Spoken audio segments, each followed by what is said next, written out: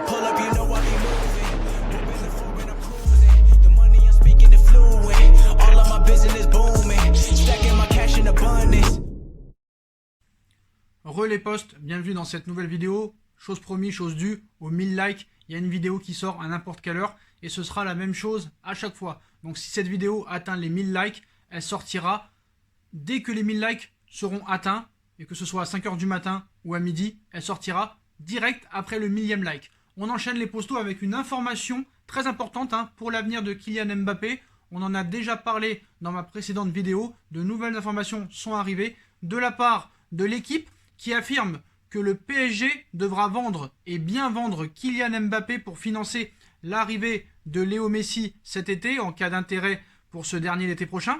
Donc pour rappel, l'équipe en 2017 disait que c'était impossible de recruter Neymar et Mbappé. Je dis ça, je dis rien, et on sait ce qui s'est passé. Neymar et Mbappé sont arrivés. Voilà, il faut expliquer à l'équipe que le fair play financier va voler en éclats et que Doha réfléchit à plusieurs montages financiers pour faire l'opération, et malgré les pertes liées au Covid, ça ne changera rien. Messi est gratuit et ça fait toute la différence. Léo, Nasser, Neymar, Di Maria, Paredes, Herrera, Marco Verratti, etc. n'ont pas parlé du dossier Messi pour rien. Voilà. Du côté de Doha, on a vraiment envie de faire venir Léo Messi. On a vu le niveau qu'a la Pulga en ce moment. On peut comprendre qu'au niveau sportif et surtout au niveau marketing, ça fasse vibrer et que ça fasse rêver. Voilà, on connaît la stratégie de Doha. Voilà. Donc malheureusement, cette information de l'équipe, elle est fausse, mais elle peut être aussi vraie dans un sens. C'est vrai que c'est mieux si tu vends, mais tu n'es pas obligé de vendre obligatoirement Mbappé pour attirer Messi. Il va falloir vendre aussi d'autres joueurs, style Thilo Kehrer, style peut-être Dagba, Gay, Herrera, Bakker. Et ça, tu peux quand même en récupérer des masses. Tu peux trouver n'importe quel pigeon anglais qui pourra te mettre 20 millions sur Kehrer, 25 millions sur Dagba, 15 millions sur Herrera, 30 millions sur Gay. Et à l'arrivée, ça te fait la somme qu'il te faut. Donc à un moment donné, à raison garder, il faut savoir un petit peu de quoi on parle. Voilà. Le Paris Saint-Germain va aussi se libérer du très gros salaire de Julian Draxler. On ne sait pas si les prêts de Danilo Pereira et de Florenzi vont être activés, parce qu'apparemment, on a changé le fusil d'épaule du côté des dirigeants parisiens sur le cas Florenzi. Il y a un mois, on nous disait que Leonardo était prêt à tout pour activer la clause de 8 millions d'euros, et maintenant ça dit le contraire. Donc voilà, c'est un petit peu la guerre des médias. En tout cas, apparemment, pour le dossier Messi, beaucoup d'informations ce soir sont divulguées. Neymar aurait parlé une fois de plus à Léo Messi pour le convaincre de venir. Donc Messi au PSG, c'est le grand feuilleton qui pourrait nous attendre d'ici la fin de l'année, alors que le contrat de la star argentine expire en juin et que les élections présidentielles risquent d'avoir un impact énorme sur la décision de Messi de rester ou de partir. Le club de la capitale française rêve d'attirer le numéro 10 du Barça, et s'il y en a un qui serait très chaud à l'arrivée et à l'idée de voir le natif de Rosario sous la tunique, du Paris Saint-Germain, c'est bien son ami et ancien coéquipier Neymar. Après avoir déjà publiquement déclaré vouloir revoir Messi à ses côtés dans une équipe, un jour, le Brésilien l'aurait récemment contacté à ce sujet. Selon l'équipe, Neymar a ainsi appelé Messi pour lui vanter les mérites du club parisien et du champion de France en titre. De quoi convaincre le principal concerné, on ne sait pas vraiment, affaire à suivre. En tout cas, il y a eu beaucoup de déclarations qui ont été dites sur Léo Messi. Et quant à Di Maria, Paredes, Marco Verratti et d'autres joueurs qui parlent d'une possible arrivée de Messi au Paris Saint-Germain, surtout Neymar, Nasser et Leonardo, c'est qu'on sait très bien que l'objectif est d'attirer Léo Messi dans tes rangs. Voilà. On sait surtout que la guerre entre le Barça et le PSG, à l'heure actuelle, est sportive, mais elle pourrait aller au-delà après ces huitièmes de finale de Ligue des Champions. Et je pense que vraiment, c'est pas les élections en soi qui vont changer quelque chose, parce que Lionel Messi le connaît déjà, Laporta. Laporta a déjà été président du FC Barcelone. Donc il connaît la façon de travailler de Laporta, Messi. Si Messi aurait vraiment voulu prolonger, il aurait déjà prolongé. Est-ce que Messi a l'audace de sortir de sa zone de confort pour montrer qu'il peut réussir autre part qu'à Barcelone? Je ne sais pas réellement. En tout cas, Manchester City ne se positionnera pas sur Lionel Messi, mais ne croyez pas en cette information que le PSG soit obligé de vendre Mbappé pour attirer Léo Messi. Il faut vraiment que ces médias se renseignent sur ce que c'est vraiment Qatar Sport Investment et Doha. Ça pèse très lourd. On parle plus de 400 milliards d'euros cumulés. Oui, le Paris Saint-Germain est dirigé par un État, par un pays. C'est la vérité. Les moyens sont illimités. Illimités. Le fair play financier, je vous l'assure, va voler en éclats parce que déjà, cette menace Super League est bien là. On a vu que l'UEFA, à partir de 2024, va proposer une nouvelle Ligue des Champions. On sait très bien que c'est les clubs qui décident. Et ce n'est plus l'UEFA. Et on sait très bien que pour se renforcer, tu ne peux pas avoir des joueurs gratuits. Donc le fair play financier ne pourra pas cet été, ou peut-être en 2022, empêcher les clubs de dépenser de l'argent pour se renforcer. Il y a beaucoup de joueurs dans tous les clubs qui sont en fin de contrat. Comment tu les remplaces? Demande au Real Madrid comment tu vas remplacer Ramos, comment tu vas remplacer Modric. Demande à d'autres clubs qui ont des grands joueurs en fin de contrat comment ils vont les remplacer. Tu crois qu'ils vont devoir recruter des joueurs à 0 €? Ça va être très compliqué. Très compliqué. Après, on sait, il y a les échanges, il y a les prêts avec options, sans options, prêts payants. Il y a beaucoup de stratagèmes.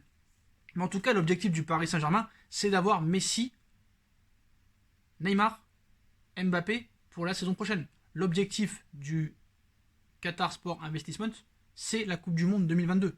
Même Ramos est une cible. Même David Alaba, malgré le gros salaire qu'il demande, est une cible. Ce sont des joueurs gratuits. Le PSG va vouloir une équipe de Galactique au début de la saison 2022-2023. Parce que la Coupe du Monde 2022 aura lieu au mois de novembre et au mois de décembre, pour rappel. Donc c'est ça l'objectif. Donc voilà. Maintenant, pour séduire Messi aussi, il faut un projet sportif. Et si tu veux vraiment convaincre Messi, c'est lors de cette double confrontation Barça-PSG, PSG-Barça. Si tu montres vraiment que sur le terrain, t'en as, que tu élimines le Barça, ça prouvera encore une fois que tu es au-dessus du Barça. Après, vous allez me dire, ouais, mais Sacha, ça veut rien dire. Regarde, le Barça a fait une remontada à Paris et pourtant Neymar, 6 mois après, il est parti. Oui, mais là, c'était une clause libératoire. Ça n'a rien à voir. Alors que là, c'est différent. Messi est libre. Et Messi en a vraiment le ras-le-bol du Barça. Et si vraiment Laporta ne met pas sur la table un gros projet sportif, ça risque d'être compliqué. C'est pour ça aussi que Pochettino a été recruté. On sait très bien que Messi le voulait en 2019 après le licenciement d'Ernesto Valverde. Et que ça n'ait pas pu se faire parce que Pochettino ne voulait absolument pas entraîner le club rival. Donc voilà, alors que Neymar tente aujourd'hui de convaincre Léo Messi de le rejoindre au PSG, il ne faut pas oublier que les rôles étaient inversés à l'été 2019 lorsque le Brésilien, soi-disant, souhaitait rejoindre le Barça. Messi avait convaincu Neymar apparemment de faire le forcing pour partir. À l'été 2019, Léo Messi voyait en effet d'un très bon œil le retour de Neymar au Barça. Le sextuple Ballon d'Or ne s'en était pas caché en interne. Il aurait également mis du sien pour obtenir satisfaction. L'équipe explique que l'attaquant de 33 ans avait appelé Neymar à cette époque pour lui faire savoir qu'il serait heureux de le retrouver, mais surtout pour l'inciter à partir au bras de fer avec le PSG et Nasser Al-Khelaifi afin de boucler son retour au Barça. Une tentative qui n'aura finalement pas porté ses fruits. Reste à savoir si Neymar aura plus de réussite cet été. Ce qu'il faut savoir, c'est que ce n'est pas vraiment le même contexte. Ce qu'il faut savoir, c'est que Neymar avait un prix à l'époque. Sauf que là, Messi est gratuit. Après, c'est vrai que sur Mbappé, on peut se poser la question. On peut se poser la question, va-t-il prolonger? S'il aurait voulu prolonger, il l'aurait fait quand même depuis longtemps. C'est ça qu'on peut se poser la question aussi. Après, de dire que le départ de Mbappé au Real Madrid est acté, je ne pense pas.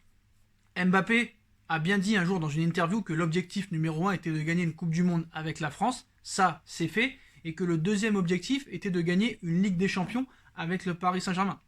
Ça, ce n'est pas chose faite encore. Et on sait très bien que Mbappé a un objectif, c'est de battre le record d'Edinson Cavani. Et ça, malheureusement, il va falloir rester un peu plus longtemps au PSG. Il faut rappeler que Mbappé n'a que 22 ans. Je pense que c'est dans son intérêt de prolonger pour après pouvoir partir. Après, il paraît qu'il voudrait mettre une clause privée pour après, une fois prolongé, partir. On sait que privé, ça peut passer parce que des clauses libératoires ne sont pas légales en France. Donc voilà. Déjà au niveau sportif, ça risque d'être chaud entre aujourd'hui et dans 3 semaines, match aller, match retour. Mais voilà, la guerre Barça-PSG pourrait continuer au-delà des huitièmes de finale de Ligue des Champions. D'ailleurs, les huitièmes de finale de Ligue des Champions approchent. On est à H-46. Ça approche à grands pas. Si les deux clubs annoncent être prêts, Ousmane Dembélé promet un très beau match. Il met un petit peu la pression à ses camarades français, Mbappé, Kipembe, Kurzawa et d'autres. Dans un entretien accordé aux médias de l'UEFA, l'ailier du Barça a avoué que le PSG sera un adversaire coriace, mais que cela promet un très beau spectacle. Il dit « Nous connaissons bien le PSG et nous savons que c'est le finaliste de l'édition précédente. Nous devrons nous focaliser sur notre match. Les Parisiens figurent parmi les favoris. Ce sera un grand match. Presnel et Kylian Mbappé évoluent à un excellent niveau et enchaînent les bonnes saisons à Paris. Je crois que c'est un peu tôt pour affronter le PSG, ça sera difficile, mais ce match promet du spectacle. » Alors je ne sais pas ce qu'il veut dire quand il dit c'est un peu tôt pour affronter le PSG. Peut-être qu'il est en train d'expliquer qu'il aurait préféré les rencontrer peut-être en demi, voire en finale. C'est vrai que ça aurait été magnifique, mais malheureusement ce ne sera pas le cas. Il y aura un éliminé et un qualifié, les postos. Donc voilà pour les dernières informations sur une éventuelle prolongation ou vente de Mbappé et une future possible arrivée ou non de Léo Messi au Paris Saint-Germain. Sinon, les autres infos du soir, Domenech viré, quand Domenech n'est plus là, l'équipe gagne. Voilà, Nantes, nouvel entraîneur, nouvelle victoire. Donc ça prouve que ce coach Domenech est vraiment un incompétent. Marseille a fait match nul 0-0 à Bordeaux après un match catastrophique des deux équipes. On s'est ennuyé comme jamais. Marseille a fini à 9. Ça fait plus de 44 ans qu'ils n'ont pas gagné à Bordeaux. Je pense qu'ils ne sont pas prêts de gagner là-bas. Donc voilà. Sinon, il n'y a plus grand-chose à dire, les postos. L'Inter a écarté la Lazio et prend la tête de la Serie A après sa victoire contre les Romains 3-1. Donc voilà les dernières informations, les gars. Oui, Miralem Pjanic a aussi dit qu'il aimerait voir Messi rester au Barça. Rien de très surprenant. Qu'est-ce qu'on a d'autre? Oui, bonne nouvelle, Lille a concédé le match nul face à Brest. Donc ils perdent 2 points sur le Paris Saint-Germain. Donc Paris n'est plus qu'à 1 point de la première place. Marco Verratti devrait être apte et titulaire mardi au Nou Camp. Et puis voilà pour les dernières informations. Oui, aussi la défaite de Lyon hier, c'est bon pour nous. Le match nul de Monaco à domicile aujourd'hui, c'est très bon pour nous. Donc voilà les gars, vous avez toutes les informations du soir. Donc comme d'habitude, dites-moi en commentaire ce que vous en pensez. Je vous l'ai dit, aux 1000 likes, on sortira une vidéo instantanée juste après le 1000e like. Peu importe l'heure. L'heure, c'est dérisoire maintenant, vu la situation dans laquelle on est. Donc c'est pas très important. En plus, c'est les vacances, donc ça pose pas de problème. Donc voilà, on like, on partage, on commente, on s'abonne, on active la petite cloche pour être tenu au courant des vidéos qui vont sortir. On me rejoint sur mes différents réseaux sociaux, surtout sur mon Instagram SBFootNews, où vous aurez toutes les informations en temps réel et en direct, les postos. Voilà, tous les liens sont en bas en description. Vous avez la cagnotte PayPal qui est disponible si vous voulez soutenir la chaîne, ainsi que ma deuxième chaîne No Feeling, où on va reprendre les vidéos, mais on ne sait pas réellement, je ne sais pas encore réellement que faire sur cette chaîne qui pourrait vous plaire. Si vous avez une idée, n'hésitez pas à le mentionner en commentaire. Voilà les postos, et puis on se retrouve très vite pour une nouvelle vidéo. Tchuss!